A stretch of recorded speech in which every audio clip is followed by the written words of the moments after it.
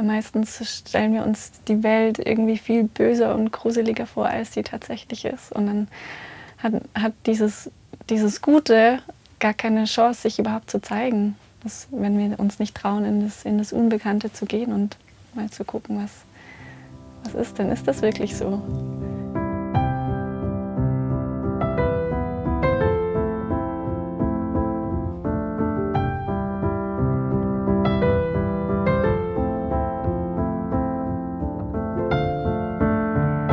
Hallo, ich bin Leonie und ich zeige euch jetzt mein mobiles Zuhause, einen ehemaligen DHL-Koffer. Und ja, es ist nicht nur mein Zuhause, sondern auch mein Arbeitsplatz. Mein mobiles Studio für Körperarbeit und Prozessbegleitung.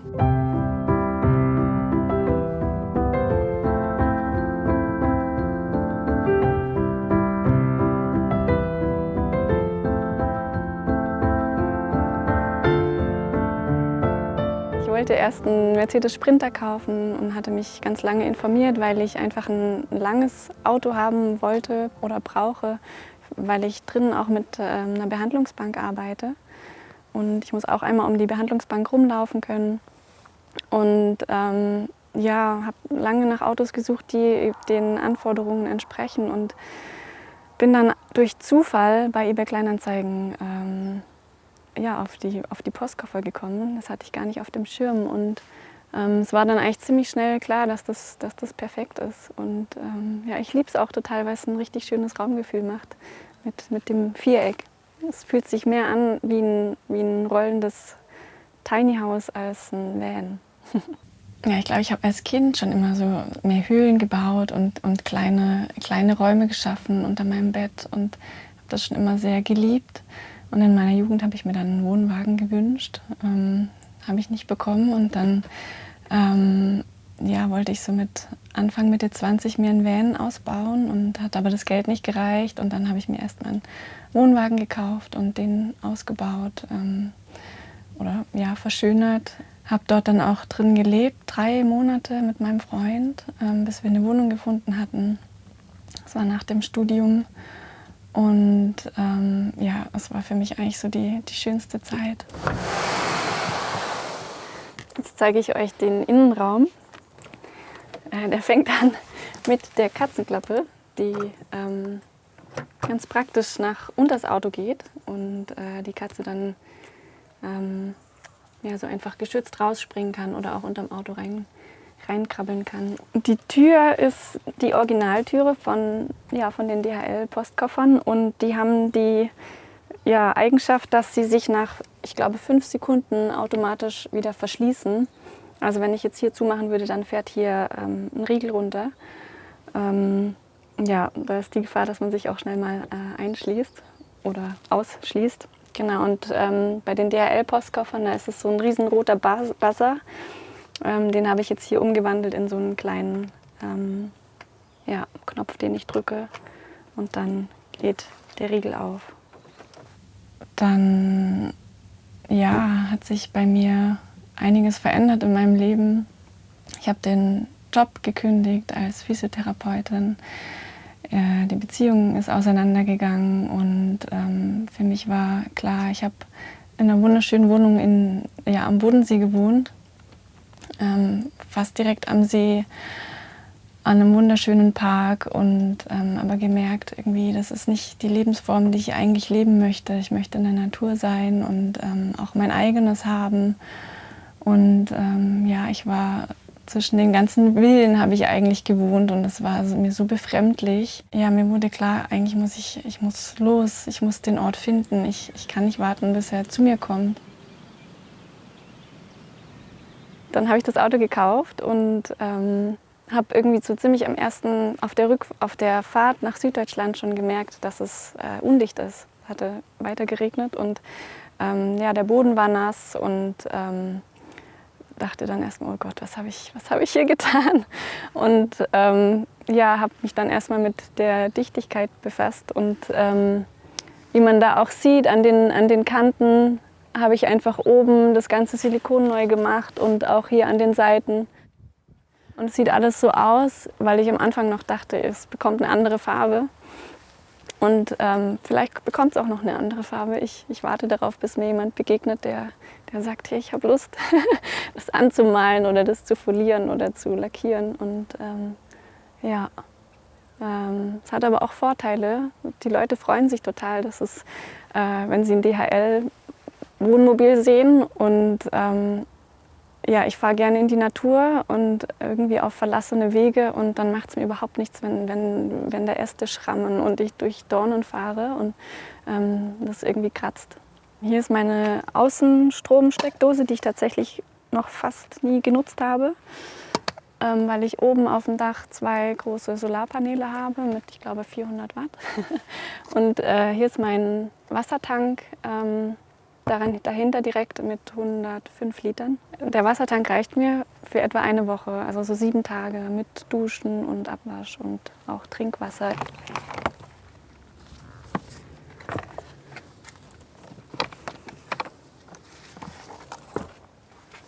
Ja, hier ist mein Schuhregal, mein Fahrrad und ja, so ein bisschen Krimskrams, meine Außendusche, die kann ich hier anstecken.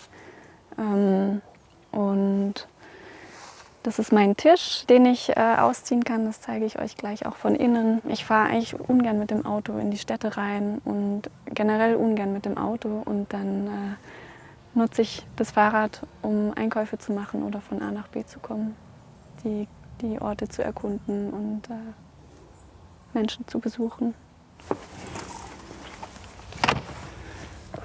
Also ich lebe jetzt seit 1,5 Jahren hier drin und ich habe das nicht gebaut, um damit zu reisen und die Welt in dem Sinne zu entdecken, sondern wirklich eher einen Ort zu finden, wo ich mich wohlfühle, wo ich Wurzeln schlagen kann, wo ich was aufbauen kann. Und ja, bin damit nicht so viel unterwegs. Also ich bevorzuge lieber Stellplätze, wo ich einfach für länger sein kann. Frage dann gerne auch Bauern oder bin bei Bekannten oder Freunden.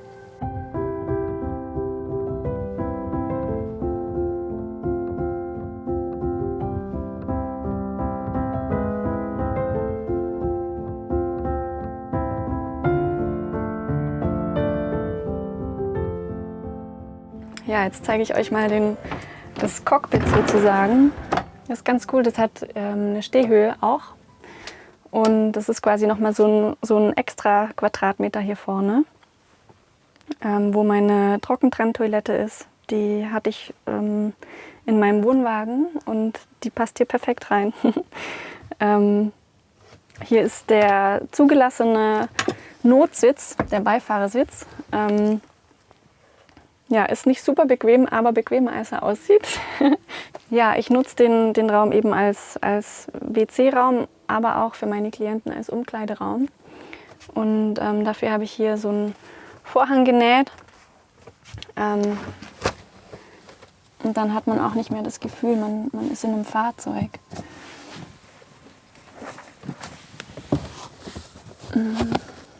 Und hier habe ich über dem Fahrersitz noch einen Stauraum eingebaut, wo Rucksäcke sind und das mobile Katzenklo für die Fahrt. Es gibt diese eine Frage, die immer wieder auftaucht. Wie frei bin ich eigentlich in der Art, wie ich leben will?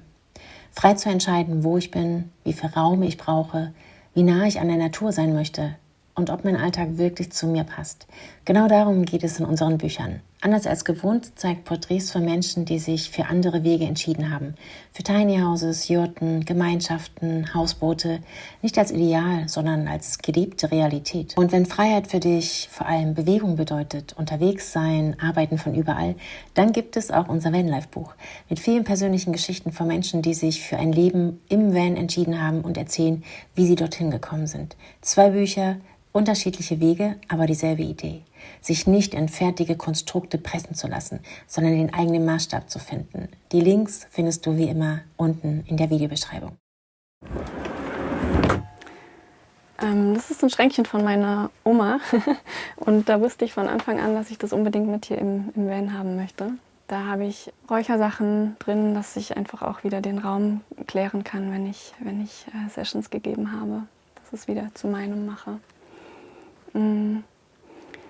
Das Sofa sind 2 Kapokmatten, die gleichzeitig auch mein Gästebett sind. Und ja, wenn ich hier umbaue und das mein Studio wird, dann kommen die aufs Bett.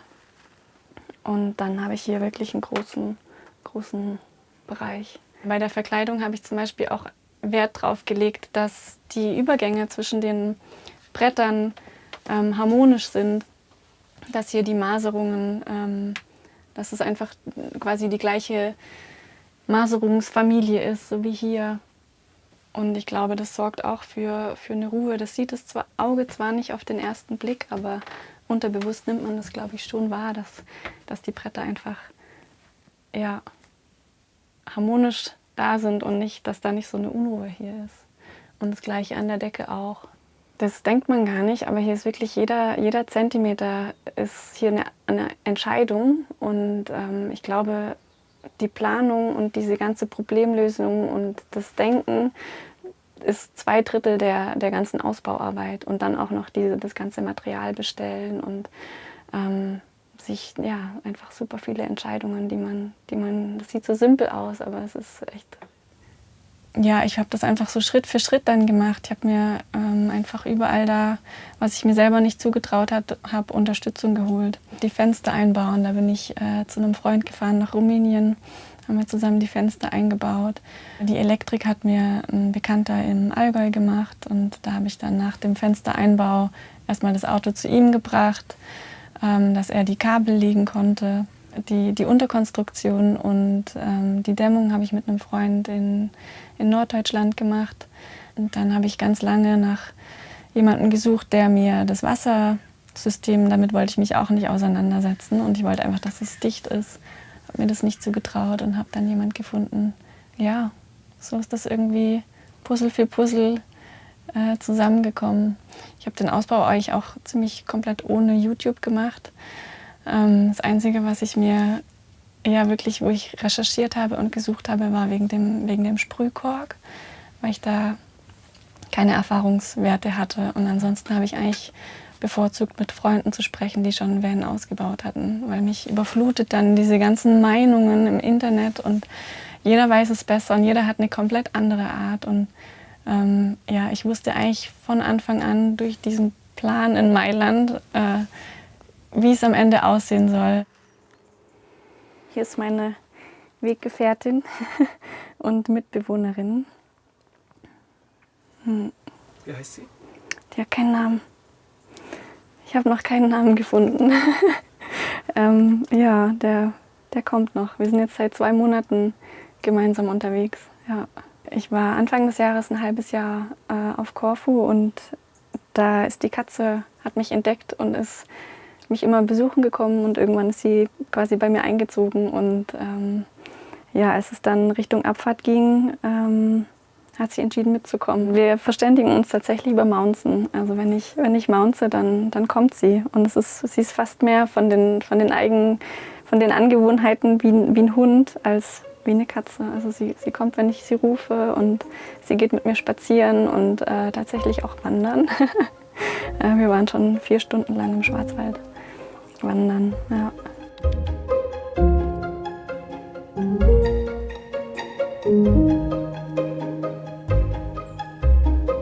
Angefangen hat es eigentlich unsere Begegnung mit einem Traum von mir.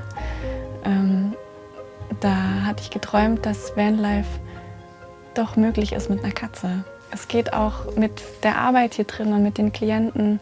Davor habe ich mir das irgendwie so verboten wegen Allergien und dass das irgendwie komisch wirkt. Mein Verstand hat richtig rebelliert und konnte sich es überhaupt nicht vorstellen. Und mein Herz hat gesagt, klar, mach's. Es geht gar nicht anders. Ihr seid schon so vertraut. Es wird einen Weg geben. Das Auto ist so zu ihrem Revier geworden, zu ihrem Zuhause, dass sie sich daran auch orientiert. Sie geht nur so weit, wie sie sich sicher fühlt und kommt zurück, wenn ich sie rufe. Ich habe Griechisch Mounzen gelernt.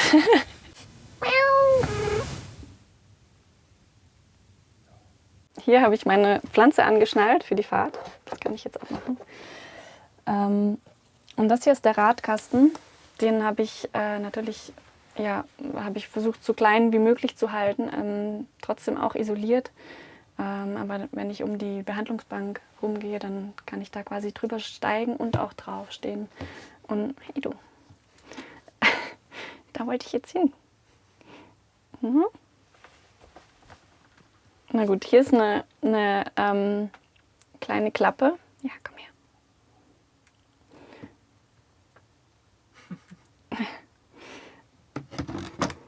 Hier ist eine Klappe, da habe ich nochmal eine 230 Volt Steckdose und hier kann ich meinen Wechselrichter einschalten und eben sehen, wie voll die Batterien sind. Ich habe mich gegen Bluetooth entschieden, weil ich einfach die Strahlung nicht haben wollte und mich auch den Ausbau so geplant, dass ich diese ganzen Schalter und Knöpfe nicht sichtbar habe, dass es einfach verdeckt ist. Weil ich nicht immer einen Tisch brauche, ich esse auch oft auf dem Sofa oder draußen, habe ich die Sitzbank hier rein geplant. Hier unten ist noch ein Bein zum Ausklappen und ich kann sie dann tatsächlich auch bis hier vorne ausziehen. Und das gleiche mit dem Esstisch, je nachdem wie weit ich den brauche, manchmal nur als kleine Ablage oder wenn wir saßen ja auch schon zu fünft und haben gegessen und auch zu siebt schon Spieleabende gemacht. Und es war mir einfach wichtig, dass hier Platz ist und ich auch Besuch haben kann. Auf der anderen Seite habe ich einen Hocker, den ich auch für die Sitzungen nutze und noch so einen Papphocker. Genau. Ganz viele Menschen, wenn sie hier reinkommen, sind total begeistert von dem Gefühl hier im Raum und sagen, wow, es strahlt so eine Ruhe aus und der Raum ist eigentlich schon ein Heilraum in sich selbst. Du musst gar nichts mehr machen, hier passiert schon irgendwas. Und ja, ich erkläre mir das so, dass ich einfach beim Ausbau darauf Wert gelegt habe, dass ich nicht fluche. Jetzt kommt die Katze. Und dass ich gute Gedanken habe und mit Spaß, möglichst mit Spaß, hier den Ausbau mache. Ich habe dann mal zusammengezählt, auch als ich dann fertig war und mich bedanken wollte. Mir haben insgesamt 25 Menschen bei dem Ausbau geholfen. Ja, also manche viel umfangreicher und manche nur ein bisschen, aber insgesamt haben 25 Menschen hier mitgewirkt. Und mir war auch wichtig, dass das Menschen sind, die ich mag und die mich mögen. Hier ist dann der Kühlschrank, ein kleiner Kühlschrank. Ich wollte einfach so einen haben, dass es sich einfach anfühlt wie zu Hause und nicht irgendwie so eine Kiste, die umständlich ist. Genau, weil ich einfach drin wohne und nicht nur 3 Wochen im Jahr drin Urlaub mache. Und der Bereich ist dann mein Bad eigentlich. Während dem Ausbau habe ich dann irgendwann gemerkt, so wow, ich baue hier gerade nicht nur mein erstes Haus, sondern ich baue hier auch gerade meine Küche und habe die auf meine Körpergröße auch angepasst. Und es war ein schöner Prozess, so die eigene Küche zu bauen. Und die habe ich so gestaltet, weil ich auch wollte, dass das einfach clean ist, dass man, wenn ich Klienten habe, nicht denkt, man steht hier in meiner Küche. Und wollte das eben abgedeckt haben und habe dann hier das Waschbecken versenkt. Und das dient gleichzeitig auch als Schneidebrett. Und hier ist mein Gasherd drunter.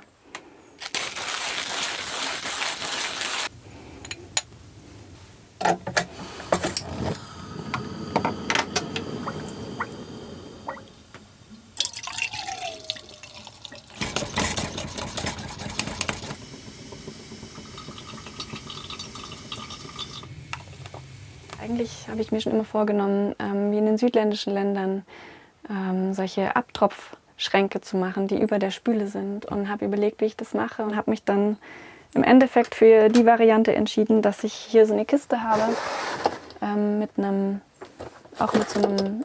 Abtropfgitter drin. Und wenn ich abspüle, kann ich das direkt hier reinstellen und es ist verstaut. Und ich liebe es total, weil ich hasse Abtrocknen. Ja, und hier ist noch mein Vorratsschrank und hier sind meine Gewürze und Töpfe und ja, mein Geschirr. Die Türen hatte ich mir auch so überlegt, einfach recht schmale Rahmen und dann dieses Rattan oder Wiener Geflecht, sagt man auch, weil ich es erstens sehr schön finde und dann ist es aber auch leicht und luftdurchlässig. Das heißt, ich kann da auch eben wie unten nasse Sachen reinstellen und habe nicht Angst, dass es schimmelt. Oder hier habe ich mein Gemüse und mein Obst und ja, das kriegt trotzdem noch Luft. Und habe einen Schreiner gesucht, der mit mir diese Türen baut und habe jemanden gefunden, der das mit mir zusammen gemacht hat und mir gezeigt hat, wie man Rahmen spannt. Ja, einfach den ganzen Prozess, die Türen. Ich glaube, allein habe ich 2 Wochen Vollzeit daran gearbeitet. Hier unten habe ich meine Behandlungsbank drin. Das ist eigentlich so mein Arbeitsschrank. Hier ist meine Box, wo ich meine Visitenkarten mitmache. Ich stempel meine Visitenkarten.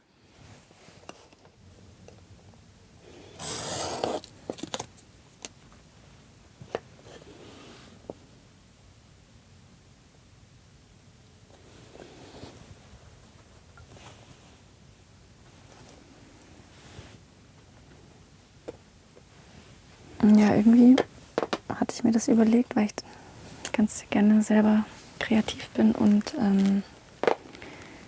die einfach von überall aus machen möchte und nicht irgendwie abhängig sein von der Druckerei, sondern dann ist das quasi auch ein kleines Kunstwerk und ich gebe es den Menschen dann einfach so mit. Kleines Ding von mir. Ich habe Physiotherapie gelernt und studiert und auch als Physiotherapeutin gearbeitet und wusste aber eigentlich von Anfang an, dass das nicht der Beruf ist, den ich machen möchte. Und das hat mir dann in der Praxis auch sehr schnell, ja, hat es mir sehr schnell gezeigt und irgendwie zu Frustrationen geführt, weil die Patienten kommen und sagen, oh, ich habe da was, mach das mal weg, ich habe Schmerzen. Und ja, übernehmen aber für ihre Schmerzen keine Verantwortung und wollen damit eigentlich gar nichts zu tun haben, machen keine Übungen und interessiert es auch nicht, woher das kommt, sondern sie wollen es einfach irgendwie weghaben. Und das hat mich ganz schön ausgebrannt und ja, macht für mich auch keinen Sinn, weil für mich gibt es eine Ursache und ich habe dann lange gesucht nach Methoden oder nach irgendwas, wo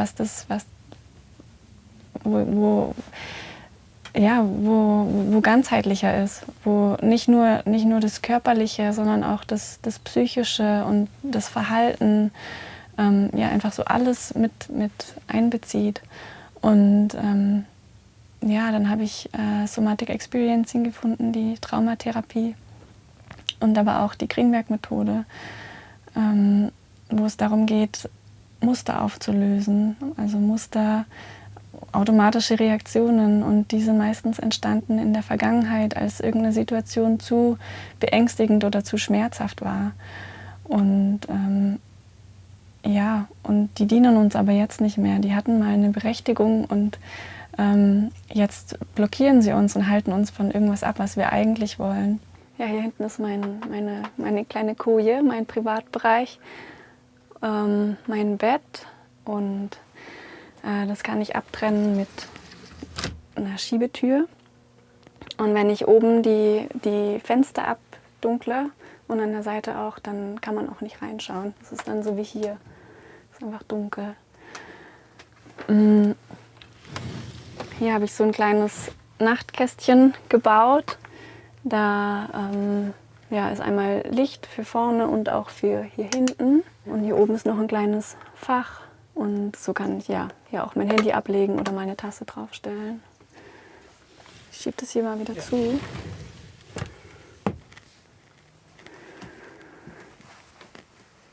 Und hier oben habe ich nochmal ein großes Dachfenster. Das war mein Riesenwunsch und meine Bedingung eigentlich, dass wenn ich mir mal ein Van ausbaue, dass ich wirklich ein großes Fenster über dem Dach habe und dann die Sterne und den Mond sehen kann.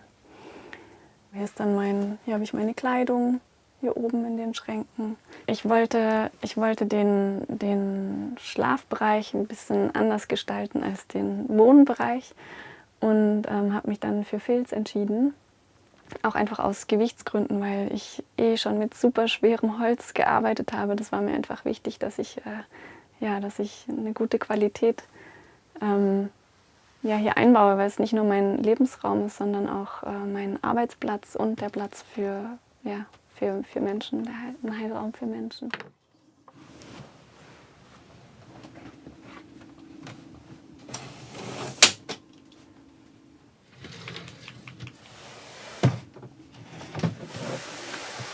Ich habe gerade anfangs Klienten oft gefragt, wie sie sich hier drin fühlen, ob das in Ordnung ist. Weil es ist auch ein bisschen speziell, das sage ich auch jedes Mal dazu, dass es wackelt. Das hatte ich tatsächlich beim Ausbau total vergessen. Ich habe keine Stützen, die das irgendwie stabilisieren. Und das ist dann ein bisschen so ein Bootsgefühl. Und ich kriege aber eigentlich immer nur durchweg positive Rückmeldungen, dass das einfach ein richtig angenehmer Raum ist. Die meisten Klienten finden zu mir übers Gespräch, also auf einem Parkplatz. Es ist einfach ganz viel Neugierde da. Wenn meine Tür offen ist, sehen sie den Ausbau und dann so, wow, wollen hier reinschauen. Oder sie sehen den Ofen oder sie sprechen mich an, weil es ein ehemaliger DHL-Koffer ist oder mittlerweile wegen der Katze. Und so kommt man ins Gespräch und da sind viele irgendwie begeistert. Und ansonsten auf Korfu zum Beispiel gab es da ist wie so eine Art Community und dann konnte ich das auch in eine Gruppe stellen, mein Angebot, wo über 1000 Menschen drin waren. Und es spricht sich auch rum, wenn ich länger an einem Ort bin. Ja, ich mache auch eine Fußanalyse im Beginn. Und da kann ich auch schon sehen, wo Disbalancen sind, wo Blockaden sind. Und anhand, was ich in dem Fuß sehe, kann ich auch besser Fragen stellen, weil es mir so Zeichen gibt. Und dann arbeite ich mit den Knochen, mit den Körperflüssigkeiten, den inneren Organen, mit den Muskeln und Sehnen, den Bändern und aber auch mit der Haut. Und auch so ganz, ganz sanft mit der Haut und den Härchen, mit den Nerven. Ja, man lernt einfach mehr Kapazität zu haben, auch für Gefühle, die Probleme sind nicht weg, aber die Probleme sind vielleicht gar keine, sie sind nicht mehr so ein großes Problem, weil ich anders damit umgehen kann und andere Möglichkeiten habe. Und irgendwann sind sie weg, weil ich darauf gar nicht mehr reagiere. Ich frage die Klienten, ob sie wollen, ob die Katze dabei ist oder falls die Katze reinkommen möchte, ob sie rein darf. Und dann ist sie manchmal da dabei und legt sich dann entweder unter die Behandlungsbank oder es gab auch schon Momente, wo sie auf die Behandlungsbank sich zwischen die Beine gelegt hat und ich habe das Gefühl, sie arbeitet dann da auch mit.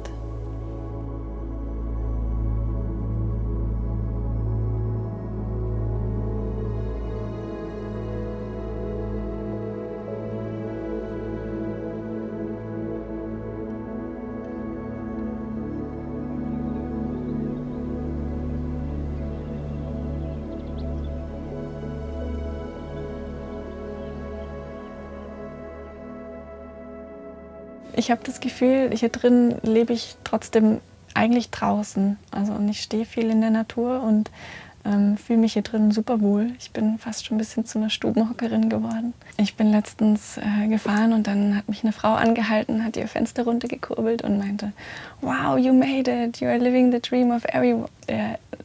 Den Traum, du lebst den Traum aller. Und dann dachte ich so, nee, es ist erstmal faszinierend, was in Vanlife reinprojiziert wird. Und habe dann aber so für mich gemerkt, ich möchte gar nicht den Traum. Also ich glaube nicht, dass das der Traum aller ist und ich möchte den auch gar nicht leben. Mein Traum ist es eigentlich mehr, die Menschen zu begleiten, zu finden, was ihr Traum ist.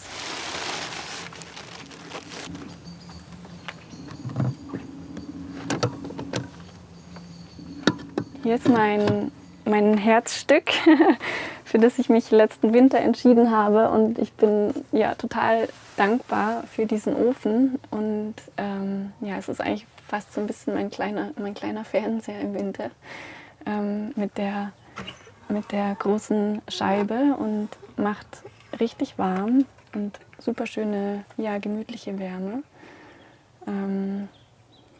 Ja, ich wollte erst eine Standheizung einbauen und habe mich dann aber dagegen entschieden, weil ja, irgendwie hatte ich kein gutes Gefühl und es ist laut und der Geruch und ja, ein Ofen ist einfach nochmal was viel Heimeligeres. Und immer, wenn ich den anmache, macht er mich so richtig glücklich.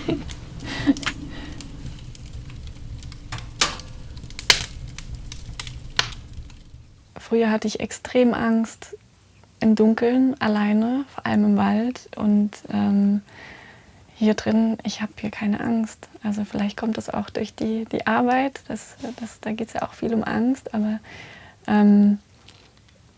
ja, ich kann mich eigentlich überall hinstellen und sobald ich die Tür zumache, fühle ich mich wohl und ja, habe nie das Gefühl von Bedrohung. Ich habe hier so viele schöne Begegnungen, manchmal vielleicht auch gerade, weil ich alleine als Frau unterwegs bin, dass sich die Leute dann irgendwie ja, freuen oder kümmern oder mich einladen oder mir irgendwelche Sachen vorbeibringen und mich verpflegen. Ja, ich glaube, es ist einfach machen und natürlich auf seine Intuition und auf sein Gefühl, auf den Menschenverstand hören. Aber ja, und einfach zu gucken, was sind das für Ängste? Sind die gerade berechtigt oder kann ich das mal ausprobieren und schauen, wie sich es anfühlt? Weil meistens stellen wir uns die Welt irgendwie viel böser und gruseliger vor, als sie tatsächlich ist. Und dann hat dieses Gute gar keine Chance, sich überhaupt zu zeigen. Wenn wir uns nicht trauen, in das Unbekannte zu gehen und mal zu gucken, was ist denn? Ist das wirklich so?